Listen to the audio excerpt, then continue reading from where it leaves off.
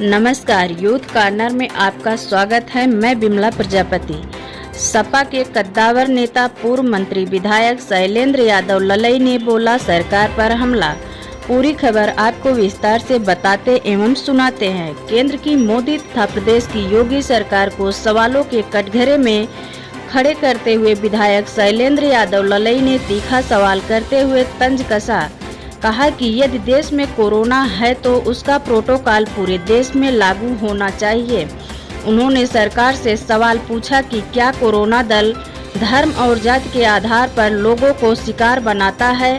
पत्रकारों की सुरक्षा, हत्या, मानदेय तथा पत्रकार सुरक्षा कानून लागू करने के संबंध में उन्होंने बताया कि आगामी विधानसभा चुनाव 2022 से पहले पार्टी के राष्ट्रीय अध्यक्ष अखिलेश यादव इस समस्या के बारे में बात करेंगे और समाजवादी पार्टी की सरकार बनने पर पार्टी पत्रकार सुरक्षा कानून लागू करने पर विचार करेगी।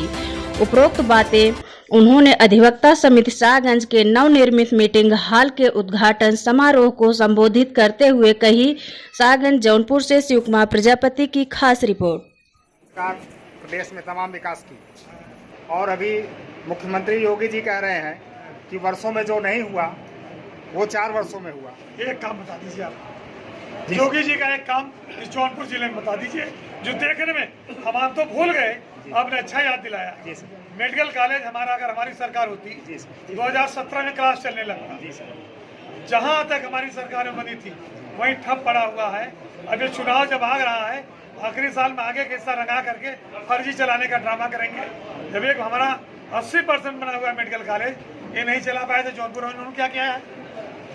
सर, ऊर्जा क्षेत्र में कुछ पूछना चाहूँगा। हाँ, आपने कहा कि ऊर्जा क्षेत्र में समाजवादी पार्टी ने बहुत विकास किया और हमारे इस समय जो उप मुख्यमंत्री हैं दिनेश शर्मा जी, उन्होंने कहा कि भाजपा की सरकार ऊर्जा के क्षेत्र में बहुत काम कर रही है। इस पर कुछ विचार देते। मैं आपसे जानना चाहता हूँ जी सर। माननीय दिनेश शर्मा जी अगर किसी माध्यम से मेरी बात सुन लें जी तो सिर्फ वो इतना बता दें कि मार्च 2017 के बाद सुपर क्रिटिकल 660 का कोई थर्मल पावर का शिलान्यास भारतीय जनता पार्टी द्वारा किया गया है। सिर्फ एक शब्द अगर वो बता देंगे तो मैं मान लूंगा कि विकास हुआ। सर, और जाति के आधार पर निर्णय दिए जा रहे हैं। महंगाई चरम सीमा पर है। 400 का गैस 1000 में और 60 रुपए का पेट्रोल 100 रुपए में। किसान के घर में मोटरसाइकिल है, किसान के घर में ट्यूबवेल के लिए इंजन का पंप है। किसान कहाँ जाए भाई? महंगाई चरम सीमा पर है और किसान का उपज पैदा होने के बाद कुछ नहीं है। विश्वविद्यालय या किसी विज्ञान केंद्र जो सरकार की है वो जो बताता है 1 एकड़ पैदा करने में धान कितनी लागत आती है, सरकार उसके दुगने में धान खरीद ले। वो जब कहता है 1 एकड़ गेहूँ पैदा करने में इतनी लागत आती है, उसके दुगने में सरकार गेहूँ खरीद ले। वो किसी विज्ञान जो केंद्र कहता हो 1 एकड़ गन्ना पैदा करने में जितनी लागत आती है उसके दुगने में सरकार खरीद ले। हम कहीं तो सरकार से चाहते हैं। ये कोरोना केवल किसानों और स्कूलों में है। योगी मोदी अमित शाह की रैलियों में क्यों नहीं दिखाई देता? वहाँ लाखों लोग वहाँ धक्का मुक्की करते हैं।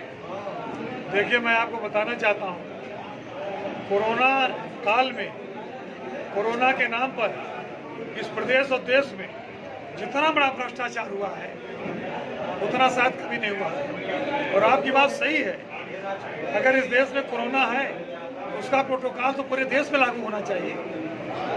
आखिर कोरोना में किसी दल के आधार पर आप प्रतिबंध करो, किसी धर्म के आधार पर प्रतिबंध करो, किसी क्षेत्र के आधार पर प्रतिबंध करो, तो हम आप पूछना चाहते हैं सरकार से, क्या कोरोना दल के आधार पर, धर्म के आधार पर या जाति के आधार पर शिकार बनाता है क्या? आपकी बात सही है और मैं समझता हूँ कोरोना के नाम पर जिस तरह से धन का बंदर बांट हुआ है, इसकी एक व्यापक जांच होनी चाहिए। जी, और पत्रकारों की हत्या हो रही है लेकिन सरकार कोई कानून लागू नहीं कर रही है। पत्रकार सुरक्षित नहीं है सरकार के कार्यकाल। ये बात हमारी सरकार ने बार बार उठाई। अभी जब सदन विधानसभा का चल रहा था, हमारे नेता माननीय राम गोविंद चौधरी जी ने विधानसभा के अंदर इस बात को उठाया था कि जो सदन के अंदर पत्रकार दीर्घा है, वहाँ जब पत्रकार मौजूद रहते हैं तो सारी बात तो सुनते हैं और समाज में उसे भेजने का काम करते हैं। आप उनको हटा करके सदन को तानाशाही तरीके से चलाना चाहते हो, जो सदन के अंदर की बात बाहर नहीं जा रही है, इससे लोकतंत्र सही नहीं है। ये बात हमारे नेता ने उठाई थी और हमारे नेता माननीय मुलायम सिंह यादव जी ने और हमारे नेता और राष्ट्रीय अध्यक्ष माननीय अखिलेश यादव जी ने जब वो सरकार में रहे हैं, पत्रकारों के लिए सब ज्यादा काम उन्होंने किया जी। कोई मानदेय भी नहीं मिलता, कुछ सरकार नहीं मैं देती। घोषणा कुछ नहीं करना चाहता जी लेकिन हमारे नेता माननीय अखिलेश यादव जी चुनाव से पहले जरूर आप लोगों के बारे में बात करेंगे। जी, तो क्या पत्रकार सुरक्षा कानून लागू करेगी सपा सरकार? ऐसा क्या कहेंगे? पत्रकार, वकील, आम आदमी सहित इस देश के हर नागरिक को सुरक्षा, शिक्षा, स्वास्थ्य और रोजी रोटी की गारंटी सरकार को देनी चाहिए। धन्यवाद।